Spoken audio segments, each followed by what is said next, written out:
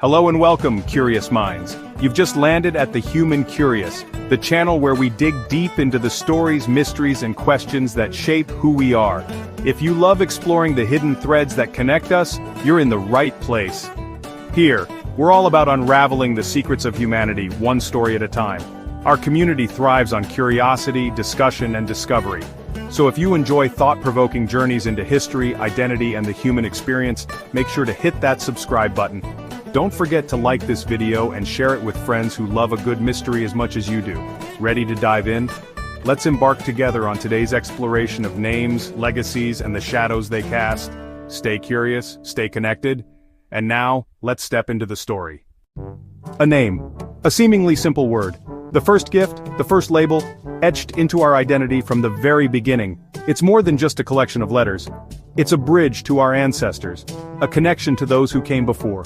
Your last name weaves through generations, a thread connecting you to the past, carrying stories of triumph, of battles won and legacies forged, and loss, of sacrifices made and dreams that faded. It marks your place in history, a stamp upon the timeline of existence, hinting at where you come from, the lands your ancestors walked, the homes they built, and maybe where you're headed, the path you're destined to take, or the one you'll forge yourself. Most of us take our names for granted, rarely stopping to consider its true weight, reducing them to a mere sound or a signature, a formality in a world of constant motion. But pause and consider. Take a moment to reflect. How many before you carried that name, each with their own story, lived their lives, faced their own trials, their own joys, and their own heartbreaks? Your name is a legacy, a tapestry woven with the threads of countless lives, echoing with memories both celebrated, moments of joy and unity passed down through generations and forgotten, secrets buried deep within the family history waiting to be unearthed. It grounds us, gives us belonging, a sense of connection to something larger than ourselves. But what if that connection is a burden, not a blessing?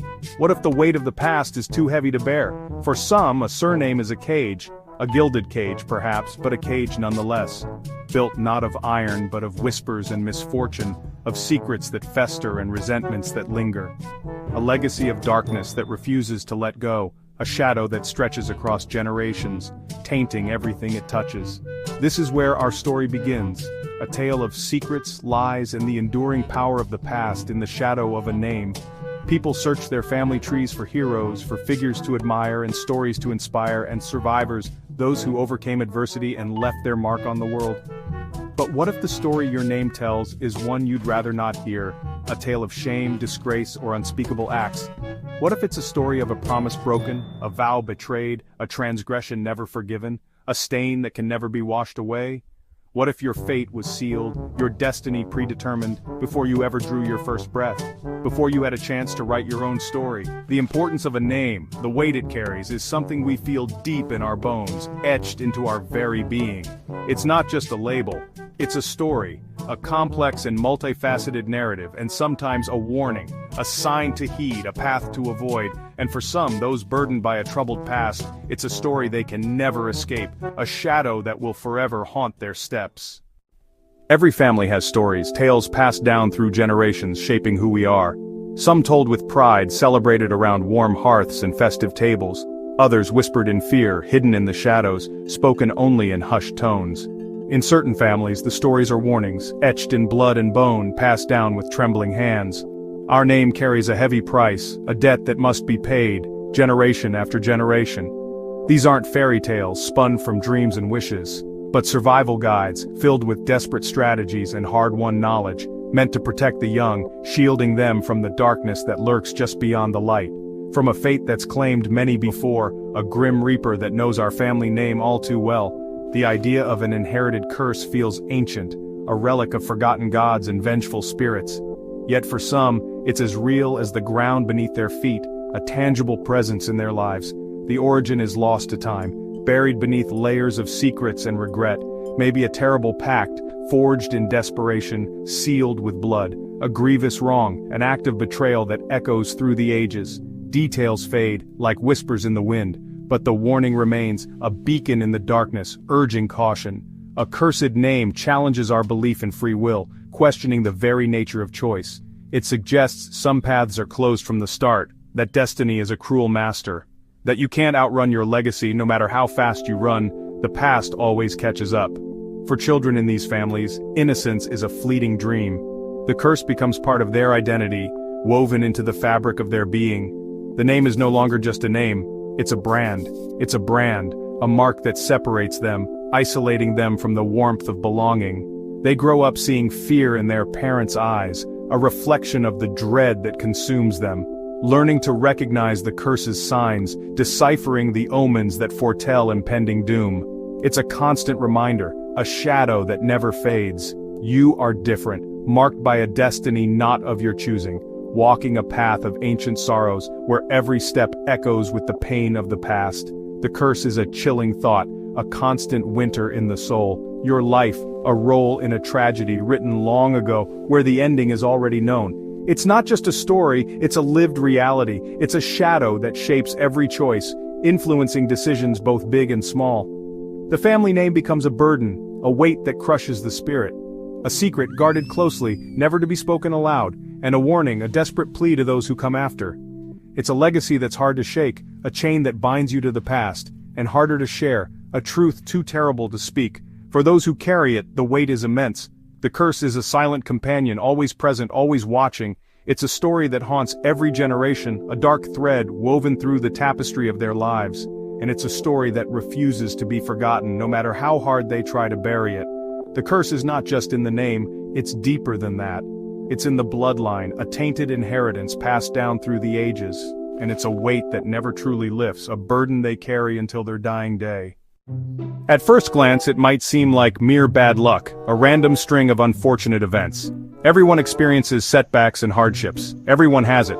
But when a cursed name is involved, when a dark legacy hangs over a family, things take a sinister turn. Misfortune ceases to be random. It coalesces, solidifies, and forms a pattern. This pattern echoes relentlessly through generations, a haunting refrain in the family's history.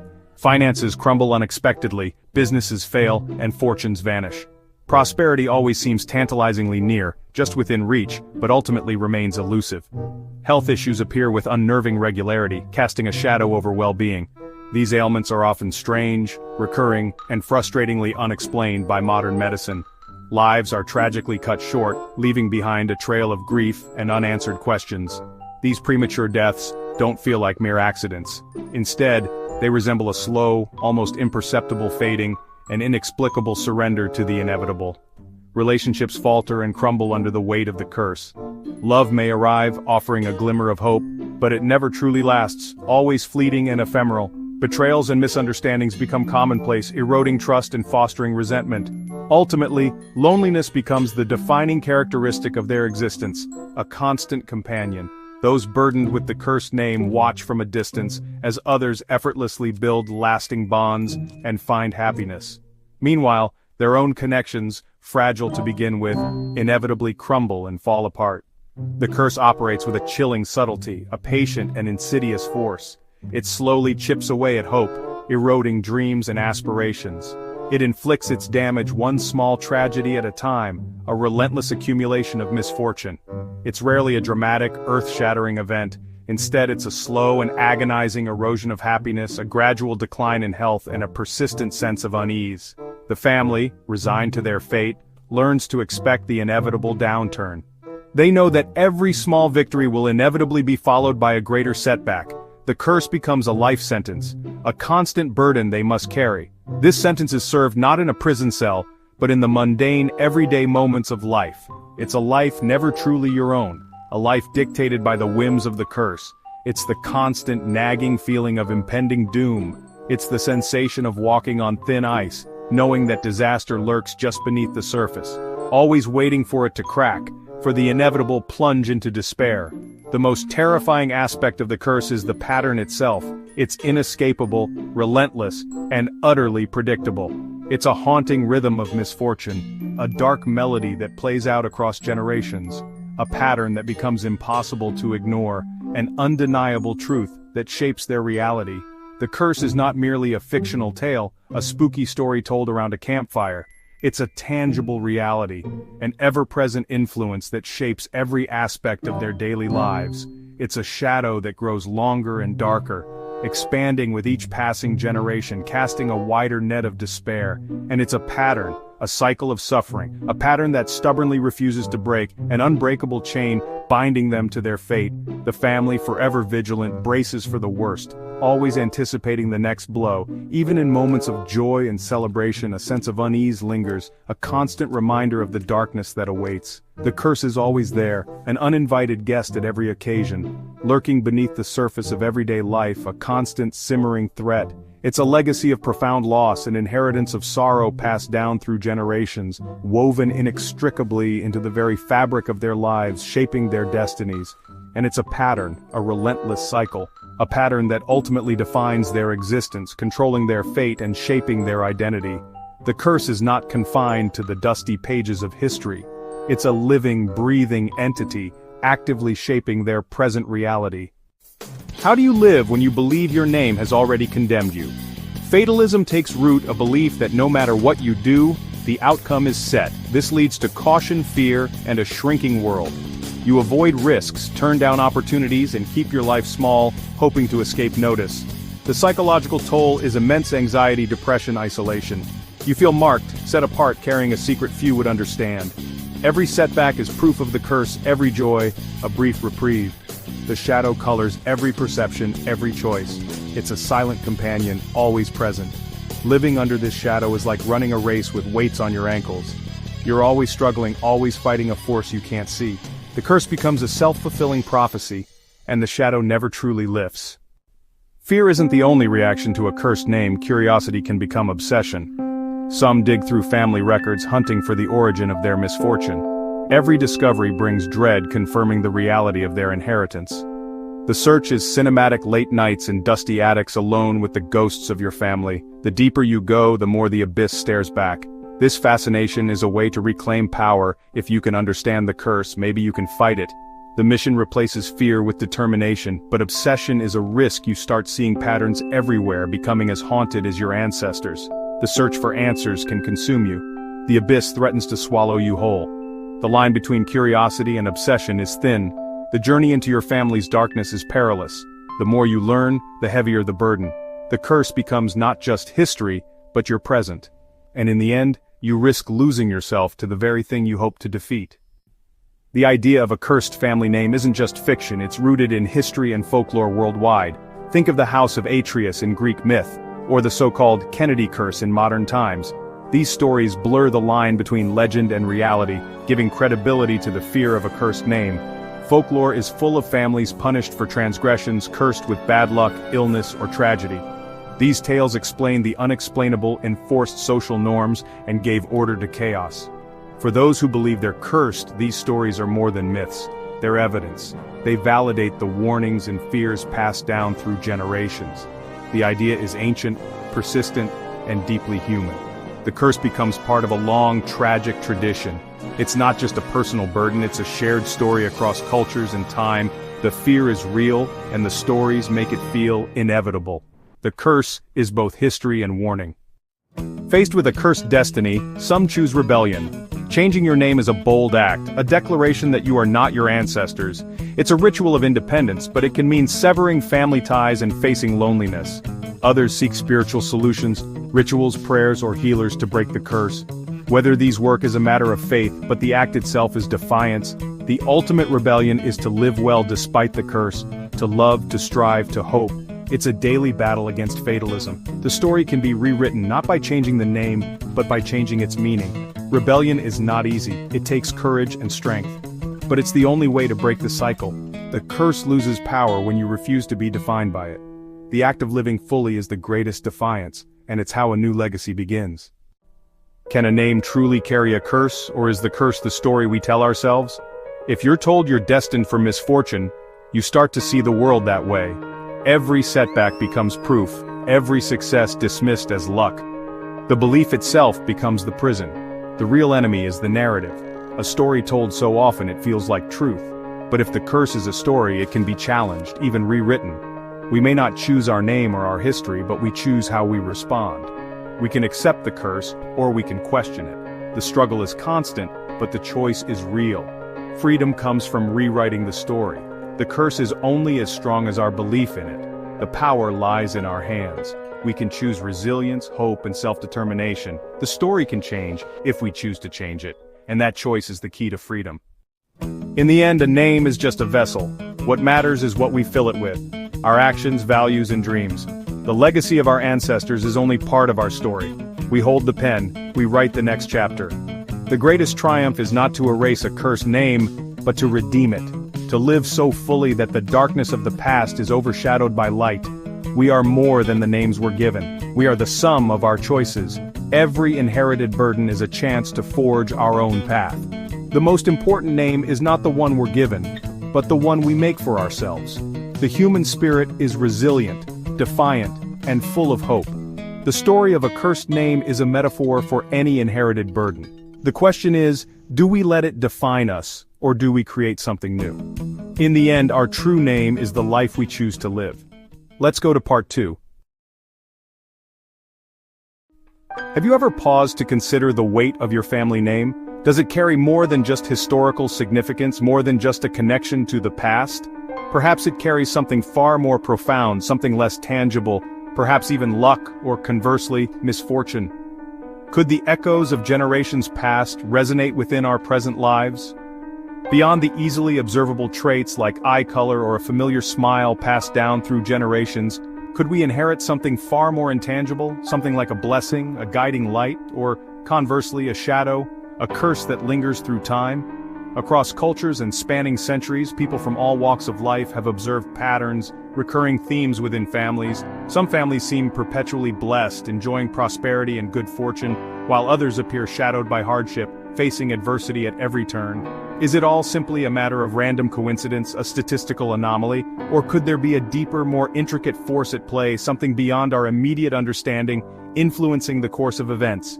Is there an unseen inheritance, a legacy passed down through the generations, subtly yet powerfully shaping our destinies in ways we may not even realize?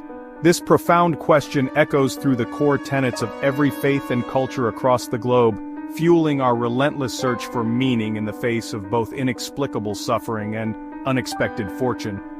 Why is it that some families seem destined to carry heavy burdens, facing hardship and adversity generation after generation, while others seem to effortlessly navigate life's challenges? The answers to these questions are as diverse and multifaceted as humanity itself, reflecting the vast spectrum of human experience. These answers are intricately woven into our deepest beliefs about fate, justice, and the very essence of the soul. Today, let's embark on a journey to explore how the world's great spiritual traditions, throughout history, have grappled with this complex and often perplexing idea of inherited misfortune and the potential for inherited blessings. We'll journey from the vast and ancient deserts, the cradles of civilization, to the mystical lands where the concept of karma was born and nurtured, shaping the spiritual landscape of the East, seeking not just to understand what people believe about inherited fortune and misfortune, but more importantly, to understand why they believe it. And perhaps in truly understanding these ancient stories and enduring beliefs, we'll find a new and enlightened way to perceive and appreciate our own family's unique legacy, its triumphs and its trials, and the enduring spirit that binds us together. The belief that our ancestors' actions affect our lives is a concept that has resonated across cultures and throughout history. It speaks to a deep-seated understanding of interconnectedness, suggesting that we are not merely isolated individuals, but rather links in a long chain of existence. This idea that the past echoes into the present is ancient and powerful. It's a thread woven into the fabric of human civilization, appearing in myths, religions, and philosophical traditions around the globe. Early societies saw the family not as a collection of individuals but as a single living entity, a collective with a shared destiny. The actions of one member were believed to impact the entire group, both living and those yet to be born. Within this framework, one person's wrongdoing could ripple through generations, creating a cascade of consequences that extended far beyond the individual act. This concept highlights the weight of responsibility placed on each member of the family unit.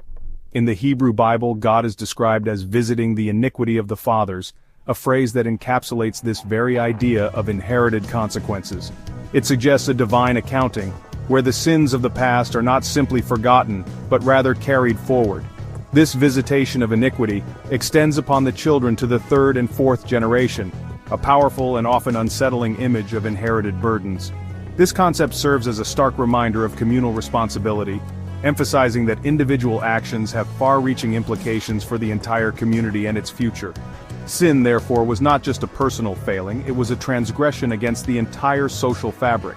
It wounded the entire community, disrupting its harmony and potentially casting a shadow that could linger for generations, impacting relationships and overall well-being. But this idea wasn't only about punishment. It also encompassed the potential for redemption and healing. Just as negative actions could have lasting consequences, good deeds could also bring blessings and positive outcomes to descendants, creating a legacy of virtue and prosperity. Your life became a legacy, a tapestry woven with choices that would ultimately shape the fate of those yet to come, influencing their opportunities and challenges. This theme appears worldwide, a testament to its enduring relevance in the human experience. We see it in Greek epics, where the actions of heroes and gods reverberate through generations of their families. It's present in indigenous ancestor veneration, where honoring the past is seen as essential for ensuring a prosperous future, and more. Our lives are interwoven with those before us. We are part of a larger narrative that stretches back through time. Their choices create the landscape we inherit, shaping the social, economic, and even environmental conditions we face today. Yet we're left to wonder, to what extent are we truly bound by this inheritance? How much of our fate is set by the actions of our ancestors, and how much can we change through our own choices and efforts? The tension between destiny and free will is at the heart of this enduring question, a philosophical puzzle that has captivated thinkers for centuries. Are we bound by the past, forever carrying the weight of our ancestors' decisions? Or can we forge a new path, breaking free from the chains of the past and creating a brighter future for ourselves and generations to come? Let's see how different faiths answer this profound question, exploring the diverse perspectives on destiny, free will, and the enduring legacy of our ancestors. In the tapestry of spiritual beliefs, Islam offers a strikingly different answer, a perspective that emphasizes individual responsibility and the direct connection between each person and the divine. It's a concept that challenges the notion of inherited burdens and opens the door to personal growth. At the heart of this perspective lies the principle that each soul is accountable only for its own deeds, its own actions, and its own intentions. No one can carry the weight of another's transgressions. On the Day of Judgment, a cornerstone of Islamic belief, you answer for yourself, for the choices you made, and the path you followed. Your personal journey is what matters. This means that no ancestor's sin can stain your record, no past transgression can predetermine your fate. You begin anew. The Quran, the holy book of Islam, repeatedly emphasizes this principle, reinforcing the idea of individual accountability and the opportunity for redemption. From the moment you are born, you are presented with a clean slate, free from any inherited spiritual debt or burden. Your life is a blank canvas. Your family name connects you to heritage, to a rich tapestry of history and tradition, but not to fate, not to a predetermined spiritual destiny. This teaching empowers believers, giving them the agency to shape their own spiritual path and to strive for personal growth. Ultimately, your destiny is yours to shape through your choices, your actions, and your unwavering commitment to seeking guidance. If you stumble along the way, as we all inevitably do, you have the opportunity to seek forgiveness, to learn from your mistakes, and to strive to do better. And if you succeed, if you achieve your goals and make a positive impact on the world, the credit is yours, a testament to your hard work and dedication. You can't blame your failings on ancestors, on the actions of those who came before you. You must take ownership of your own shortcomings, nor can you rely on their piety to save you, to absolve you of your own responsibilities. Your salvation is your own journey. Of course, family environment matters. The people around us have a profound impact on our lives. Supportive homes nurture faith, providing a foundation of love and guidance, while troubled ones pose challenges, requiring resilience and determination. But Islam draws a clear line, distinguishing between the influence of our environment and our individual spiritual responsibility. Social influence is not supernatural inheritance. The pressures and expectations of society do not dictate your spiritual standing. The soul remains free, responsible for its own journey, its own choices, and its own relationship with the divine. This principle shapes a dynamic faith, one that is constantly evolving and adapting to the individual's unique experiences and challenges.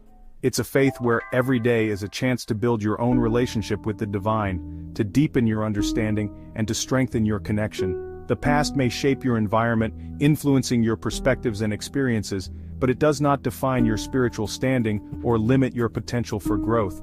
In Islam, every soul is unburdened by ancestral sin, free to chart its own course and to seek its own path to enlightenment. The Quran's message on this is crystal clear.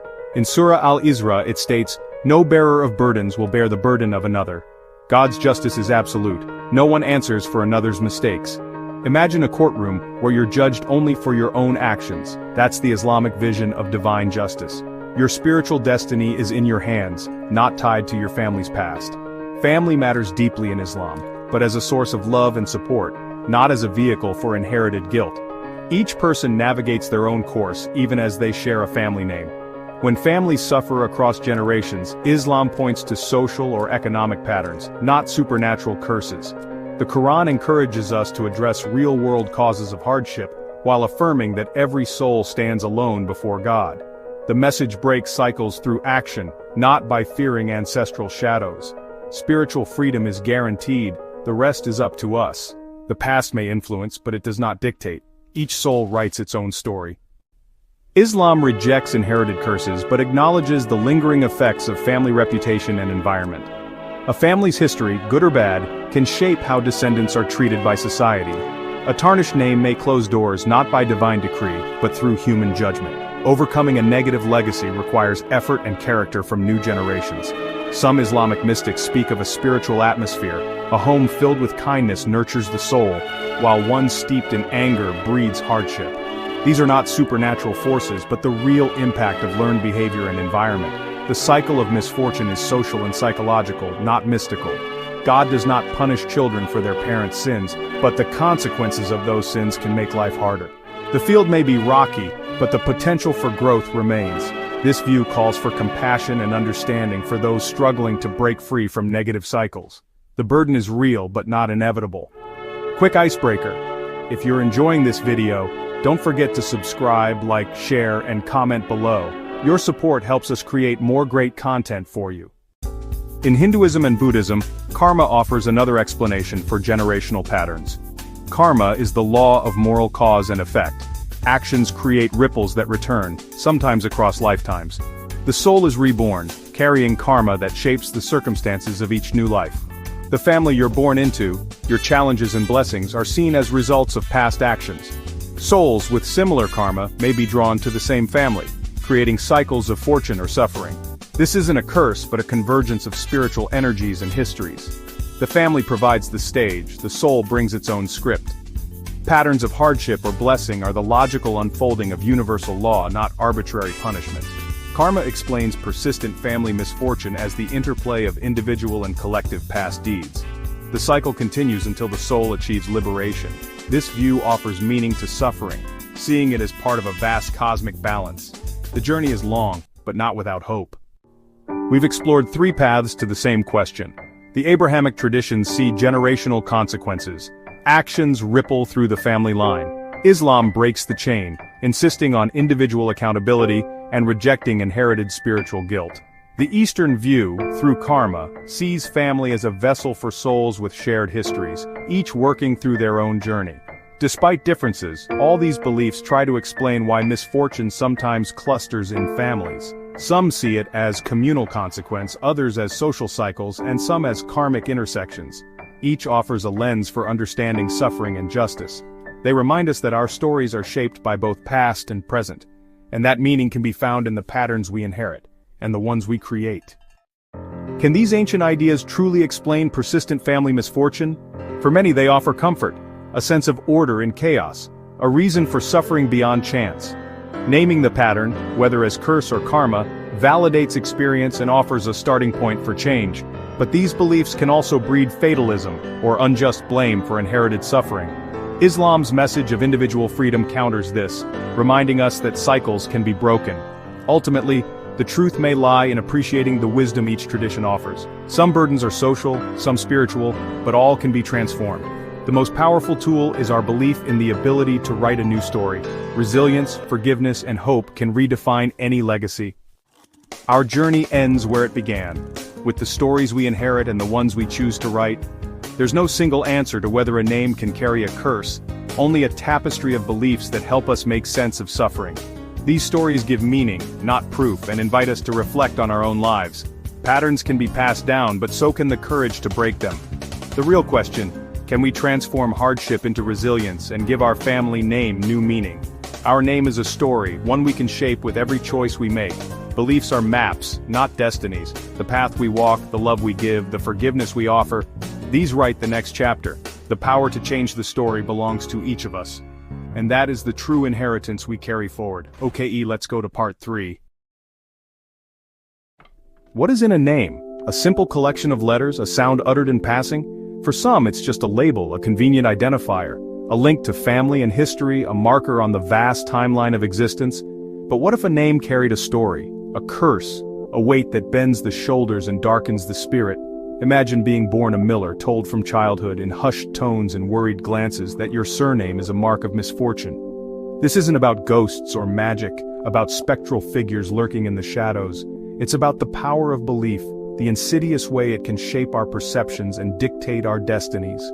The idea of a family curse persists, echoing through generations, not through the supernatural but through the stories we tell ourselves, the narratives we weave around our identities.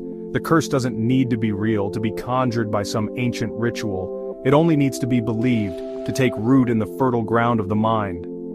When a child hears tales of family failures repeated like somber lullabies, the name Miller becomes a synonym for struggle, a preordained path of hardship. Every setback is explained by the curse, a convenient scapegoat for personal responsibility. Every success dismissed as a fluke, an anomaly that defies the established order of things. The real story begins not in a haunted castle with creaking doors and flickering candlelight, but at a kitchen table, with a grandmother's sigh or a father's bitter joke, casual remarks that carry the weight of generations. These small moments build a powerful psychological legacy, layer upon layer, shaping the foundation of a person's self-belief. A self-fulfilling prophecy where expectation becomes reality. The curse isn't an external force, some malevolent entity pulling the strings. It's an internal script, a narrative playing on repeat in the theater of the mind, teaching each generation what to expect from life, setting the boundaries of their potential. The Millers aren't haunted by spirits, by chains rattling in the night, but by a story that shapes their reality, molding their perceptions like clay. It becomes the lens through which they see every event, distorting their view of the world. Success is luck, a fleeting moment of chance. Failure is proof of the curse, confirmation of their predetermined fate. This is the quiet tyranny of a name, a subtle but pervasive force, a legacy of expectation, not fate, a burden passed down through generations. The story defines their reality, trapping them within its confines, creating a cycle that's hard to break, a repetitive loop of self-doubt and resignation. The curse is not magic, not some mystical force beyond comprehension. It's belief, passed down and lived out, a self-imposed limitation disguised as destiny, and that's where our story begins, with the whisper of a name and the weight of its history. Our brains are fundamentally wired for stories. From the earliest cave paintings to modern-day blockbusters, narratives captivate us. We instinctively seek patterns, striving to create narratives, connecting seemingly disparate events. We use these narratives to make sense of the chaos around us, imposing order on the unpredictable nature of life. When a family attributes misfortune to a curse, a long-held belief passed down through generations, it's simply doing what humans are predisposed to do, attempting to explain the unexplainable, to find a reason where none is readily apparent. The curse in this context becomes a deceptively simple answer, a convenient explanation for every setback and disappointment, often easier and far less confronting than facing the complex and nuanced realities of life and the potential for random chance. Over time, these stories become deeply ingrained, forming an integral part of the family's identity, a shared history and understanding. They are repeated and absorbed generation after generation until they feel less like stories and more like immutable truths. Each new misfortune, each unexpected challenge becomes another chapter in the ongoing saga, powerfully reinforcing the existing narrative, solidifying the belief in the curse's power and influence. For a child growing up in this environment, the curse isn't just a story they hear. It's a pre-written script, a predetermined path that seems to dictate the course of their life. They unconsciously learn to see themselves as characters trapped in a tragedy, destined for hardship and disappointment, rather than as individuals with the agency to shape their own destinies and make their own choices. This profound lesson isn't explicitly taught through direct instruction. Instead, it's subtly absorbed through careful observation of adult behavior and the pervasive language used within the family. Common phrases like, "It's just our luck," or "We're cursed, what else did you expect?" gradually shape and mold a child's inner voice, instilling a sense of helplessness and resignation. The intense emotional weight attached to these stories is what makes them so incredibly powerful, and consequently, so difficult to reject, even when logic and reason might suggest otherwise. To question the validity of the curse can often feel like a profound act of betrayal against the family and its shared history. And so, the narrative is passively accepted, often without conscious thought or critical examination, internalized as an undeniable truth, and unwittingly passed on to future generations, perpetuating the cycle. The curse therefore lives on, not as an external force acting upon the world, but rather it exists within the minds of those who believe in it, shaping their perceptions and influencing their actions. Ultimately, it's not an immutable fate handed down from the heavens, it's a self-fulfilling worldview, a lens through which the world is interpreted. And this deeply ingrained worldview, this powerful narrative, shapes everything that follows, influencing choices, behaviors, and ultimately, the course of one's life. At the heart of this phenomenon lies the self-fulfilling prophecy, a concept that highlights the immense power of our beliefs and expectations. It's a cycle where what we anticipate often shapes what we experience. If you expect to fail, you're more likely to act in ways that, consciously or unconsciously, lead to that very failure. This isn't about some mystical force, it's about the subtle yet powerful ways our expectations influence our actions and decisions. The belief creates the reality. It's a fundamental principle that underscores how our internal world shapes our external experiences. Let's consider the case of John Miller, a man raised on stories of the family curse, a narrative deeply ingrained in his psyche from a young age. So, when a big opportunity finally comes his way, his first thought isn't excitement or anticipation, but rather, something will inevitably go wrong. It always does. This expectation, born from years of hearing about the family curse, casts a long shadow over his potential success.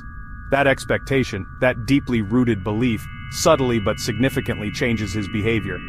He hesitates, second-guesses himself, and approaches the situation with a sense of impending doom. He doubts himself, questioning his abilities and worthiness of the opportunity, and tragically, he may even sabotage his own chances, fulfilling the very prophecy he fears. Even if he succeeds despite his anxieties, he sees every challenge, every minor setback as the beginning of the end, further reinforcing his negative beliefs. He becomes overly cautious, scrutinizing every detail with a hypercritical eye. He avoids risks, shying away from potentially rewarding ventures due to his fear of failure. And he interprets even constructive criticism as definitive proof of his inevitable failure, solidifying his negative self-perception. This deeply ingrained mindset inevitably leads to missed opportunities and unrealized potential. Ultimately, it results in underperformance, a consequence of his self-limiting beliefs. And when setbacks inevitably happen, as they do in everyone's life, John doesn't see them as temporary obstacles or learning experiences. Instead, he sees them as confirmation of the curse, not as the result of his own actions, choices, or perhaps even a bit of bad luck.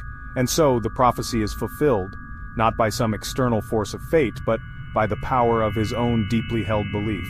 Tragically, he doesn't see how his own mindset, his own expectations, shaped his reality, creating the very outcome he feared.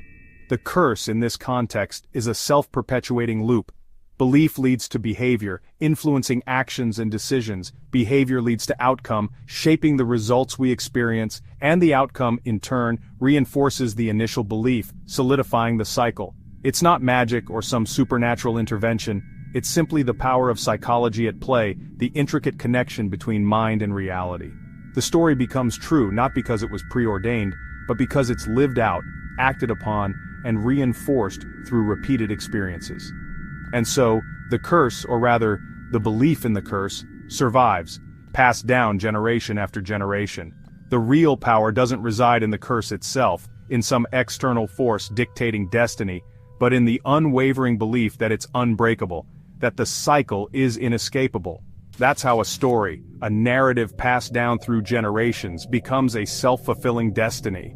Unless, of course, someone decides to challenge the narrative, to question the belief, and to actively break the cycle. The self-fulfilling prophecy has a medical twin, the nocebo effect.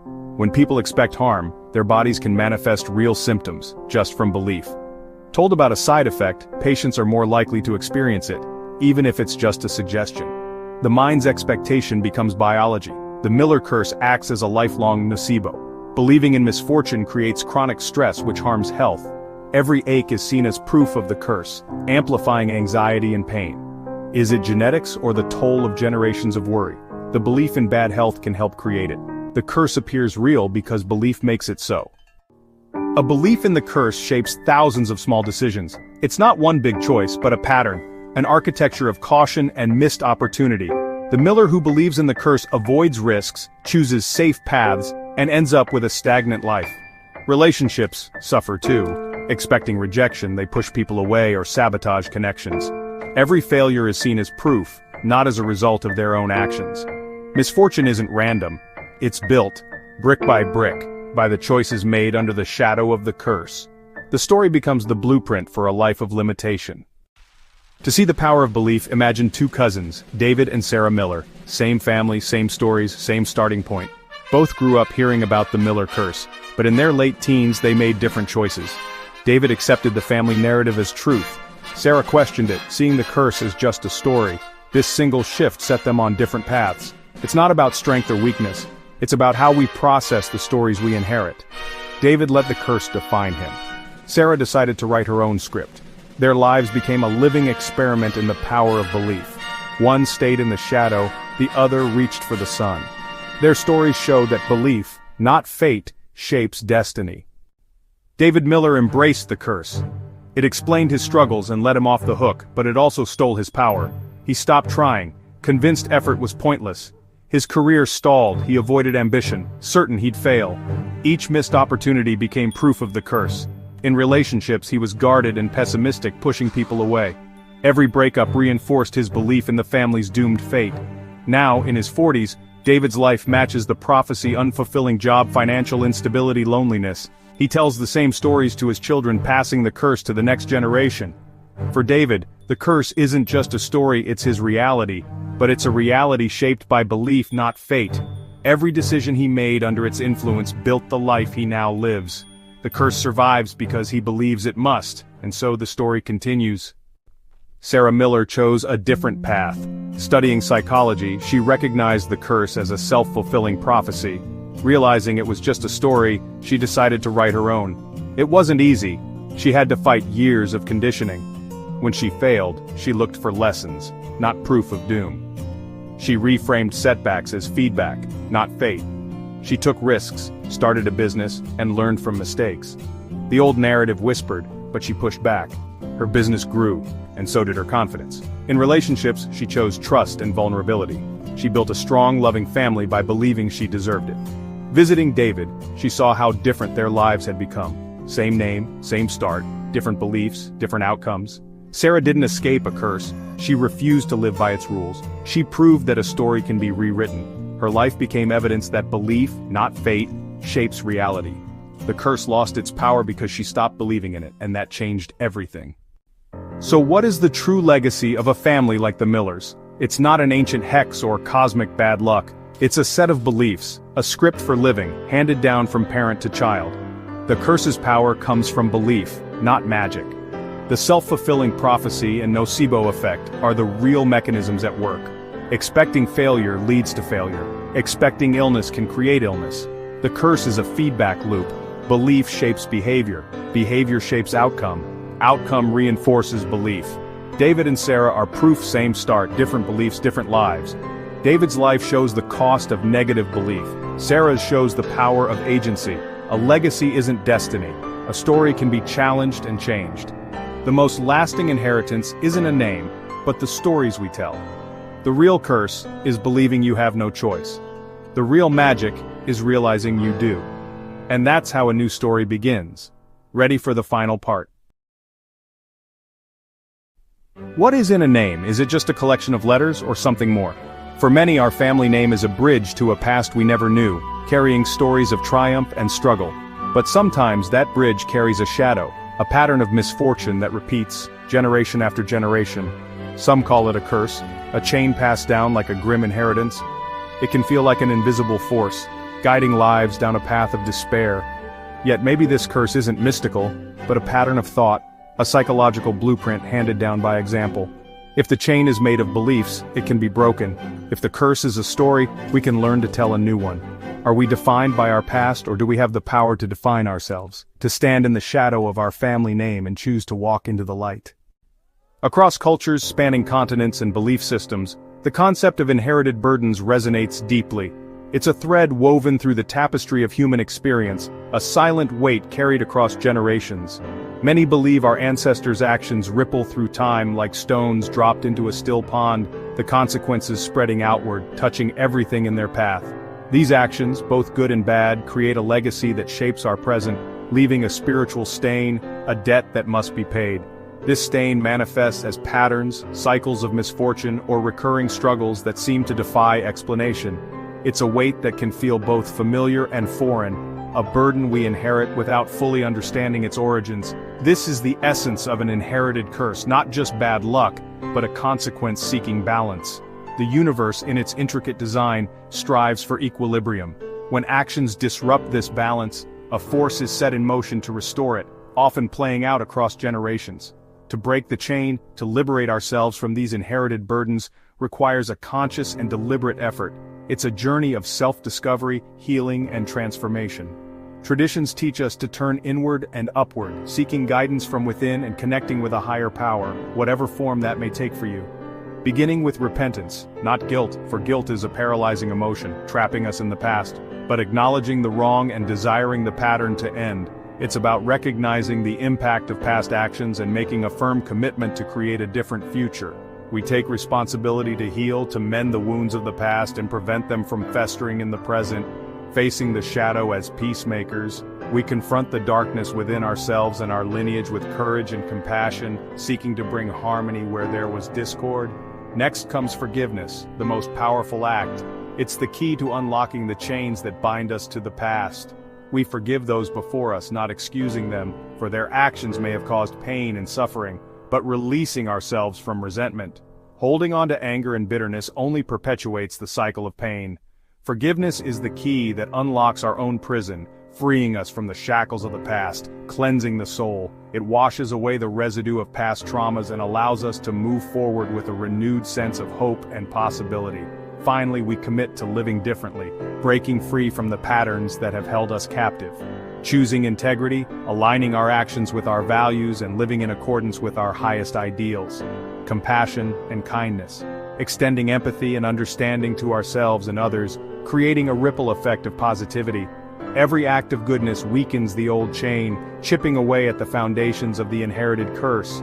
We declare to the universe, with unwavering conviction, we assert our right to a different destiny. We are no longer bound by the old story. We are the authors of our own lives, capable of rewriting the narrative and creating a future filled with hope and promise. We build a new spiritual legacy, one founded on love, compassion, and forgiveness. One of peace and blessing for future generations. We break the cycle of pain and create a brighter future for those who come after us. The chain ends with us. We are the generation that chooses to break free. We become the turning point, the moment where the old patterns cease and a new path emerges. The curse transforms into a blessing. The pain of the past becomes the source of our strength and wisdom, empowering us to create a more beautiful and fulfilling future. Through the lens of psychology, the curse is not spiritual but internal, a collection of learned behaviors and beliefs. These are passed down not by magic, but by example. A child who grows up with anxiety learns anxiety. One who sees struggle may believe they're destined for it. This psychological inheritance shapes our worldview and sense of possibility. The curse becomes a self-fulfilling prophecy, powered by our subconscious. We mistake the boundaries of our conditioning for reality itself, but here lies our power. A psychological blueprint can be examined, challenged, and redrawn. We're not doomed to repeat the mistakes of our ancestors. With self-awareness, we can recognize and question inherited patterns. We can choose new, empowering beliefs. The mind that was once our prison can become our tool for liberation. The key is curiosity about our own thoughts. We can rewrite the script. Tradition connects us, binding generations together through shared experiences and values. It's the invisible thread that weaves through our lives, linking us to those who came before, to our roots, the very foundation upon which we build our lives. It provides a sense of continuity, a feeling of being part of something larger than ourselves, giving us belonging and identity. It answers the fundamental question, where do I come from? Who am I in relation to this group? Family rituals and stories passed down through generations are the threads that weave us into history, creating a rich tapestry of shared memories and experiences. They are the glue that holds families together, providing comfort and stability. But not all traditions are helpful. Sometimes, what was once beneficial can become a burden. Some are rigid rules that stifle growth, preventing us from reaching our full potential. They can become chains that bind us to the past, hindering our ability to move forward. In our family, we don't talk about feelings. This unspoken rule can create a climate of emotional repression, preventing genuine connection and understanding. A smith never asks for help. This misguided sense of self-reliance can lead to isolation and unnecessary suffering. These become powerful commands dictating how we should behave and what we should believe, shaping behavior and enforcing conformity. Individuality is suppressed in favor of maintaining the status quo. Limiting traditions often masquerade as virtues, hiding their true nature behind a facade of respectability. Pride becomes refusal to admit vulnerability, preventing us from seeking the support we need. Loyalty becomes staying in toxic situations, sacrificing our well-being for the sake of maintaining appearances. We wear the mask tradition hands us, concealing our true selves from the world, and sometimes even from ourselves. Even if it suffocates who we are, it can feel as though we're trapped, unable to breathe freely. Breaking free isn't disrespect. It's not about rejecting our heritage entirely. It's evolution. It's about adapting and growing, becoming the best version of ourselves. It's about honoring the past, acknowledging the sacrifices and contributions of those who came before us without being imprisoned by it. We can learn from the past without being bound by it. We must ask, challenging the assumptions that have been passed down to us. Does this belief serve me? Does it align with my values and contribute to my well-being? Does this tradition bring joy or pain? Is it a source of connection and celebration, or does it create conflict and resentment? We can keep what lifts us up, embracing the traditions that nourish our souls and strengthen our bonds, and set down what holds us back, releasing the traditions that no longer serve us, freeing ourselves to create a more fulfilling life. The weight of how we've always done things can become an unbearable burden, can crush the spirit of who I truly am. It can stifle our creativity, limit our potential, and prevent us from living authentically. Courage is required. It takes bravery to challenge the norms and expectations of our families and communities, to question the status quo. But the rewards of living authentically are immeasurable. We can choose which traditions to carry forward, consciously selecting the values and practices that align with our vision for the future, and which to leave behind, creating space for new traditions that reflect our evolving selves. No chain can be broken until we realize we are bound. The first step toward freedom is awareness. The moment we see the pattern for what it is, we stop seeing struggles as random and recognize the cycle. This awakening can be quiet or come as a jolt, but it's always a turning point. I have been here before. My family has been here before. This recognition is hope, not despair. With awareness, we become detectives in our own lives, tracing the origins of our beliefs. We connect the dots between childhood stories and adult reality. The curse thrives in unconsciousness, but awareness diminishes its power. We observe our thoughts and behaviors, creating space between the pattern and our true self. In that space, a new choice becomes possible. Freedom is born in the light of awareness. The pattern loses its grip. We begin to write a new story. Once awareness shines on the chains, the work of unlocking them begins, with repentance and forgiveness. Repentance isn't shame, it's radical responsibility. We acknowledge our part in the pattern, even if it was unconscious. This moves us from victim to active participant in our healing. Yes, this pattern was handed to me, but I have lived it out. Now I choose differently. It's not self-blame, but self-ownership. The other side is forgiveness, of our ancestors for handing us the burden, and of ourselves for mistakes made in ignorance. We see our ancestors were trapped too, doing the best they could.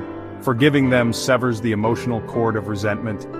Self-forgiveness is a gentle act of compassion, accepting our humanity. When repentance meets forgiveness, we forge the key to our freedom. The lock turns, the chain falls away, we step into a new story. With the chains unlocked, we stand at a crossroads. The old path is familiar, but now a new one appears, uncertain but open. This is the path of choice. We are not just travelers on a pre-drawn map, we are the architects of our own tomorrow. Every day, small choices forge our new destiny. Do we react with old patterns, or choose patience and understanding? Each choice is a hammer blow, reinforcing the old chain or forging a new link of freedom. Our beliefs are the foundation of our lives. We must actively install new empowering beliefs through affirmations, learning, and uplifting company.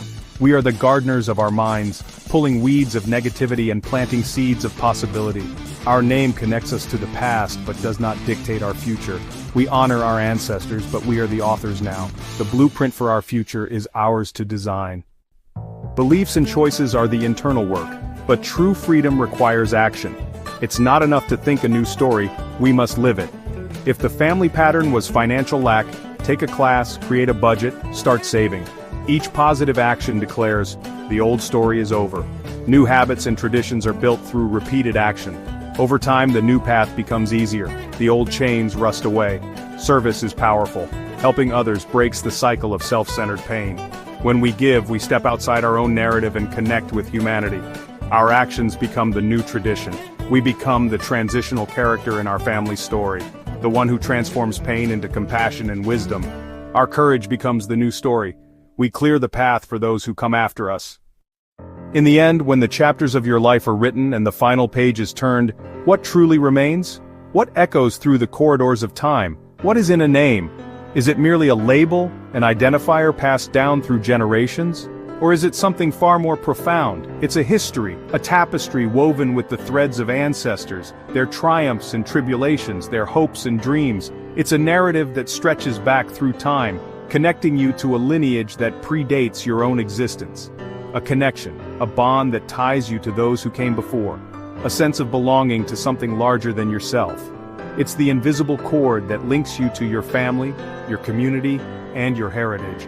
A starting point, but not a destination. It's the foundation upon which you build your life, the launching pad from which you embark on your own unique journey. It's not the end of the story, but rather the beginning of a new chapter. You hold the pen now. The narrative is yours to write, the story yours to tell. The future is unwritten, waiting for your hand to shape it, your voice to fill it with meaning. The struggles of the past can forge your strength like a blacksmith tempering steel in the fires of adversity. They can shape you, mold you, and make you more resilient, not define your limits.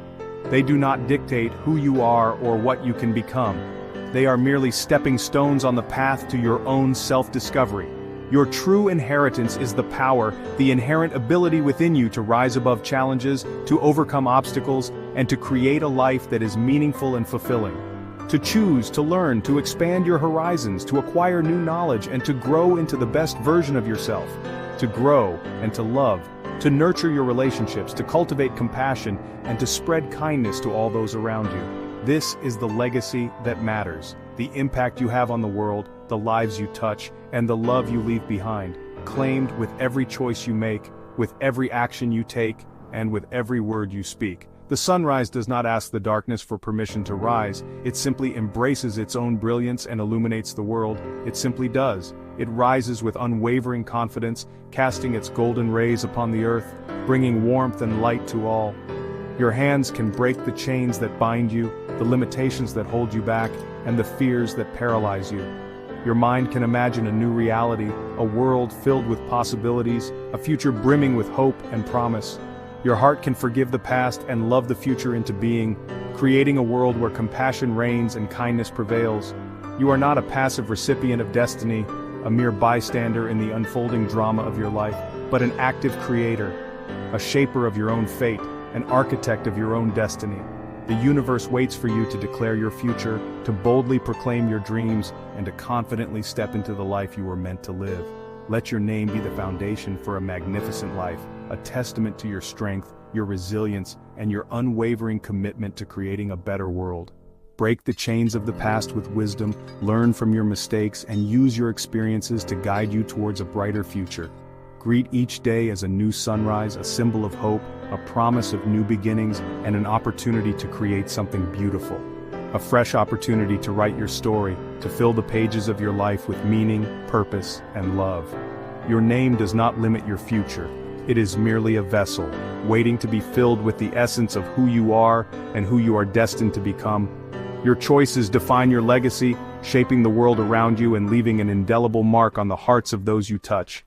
But maybe, the truth was never meant to be uncovered. Just imagine, again and again, until we begin to wonder, what if the myth was always more real than reality?